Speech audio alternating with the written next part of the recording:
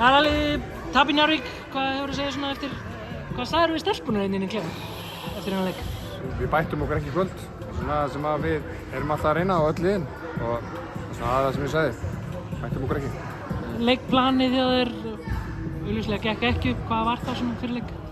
Við vorum svolítið svona einblína á útlendingana þeirra sem eru náttúrulega klárlega sterkir. Við vorum ákveðna útfæstur á því sem að svona fyrstu gekk ekki upp. Hvort að sé að planið hafi verið lélegt eða hvort að þær hafi ekki farið nógu vel eftir. Það er svona náttúrulega að horfa bara leikinn fyrir það, en það er svona bara yfir myndina bara alls ekki nógu gott. Eitthvað svona gott sem hún tekur út úr þessu kvöldi hérna kvöld? Við endum þetta ágætlega, unnum hérna 4. með 9. En það er samt sem að Njarðvíkingarnir geta verið komin á hælana og annað, en við svona bitum kannski smá frá okkur og vorum að reyna. Það er svona eina sem að ég tek svona fljótu bragði gott út úr. Þú sporta nýju leikmanni hérna í kvöld, hvernig kom hann frá sig?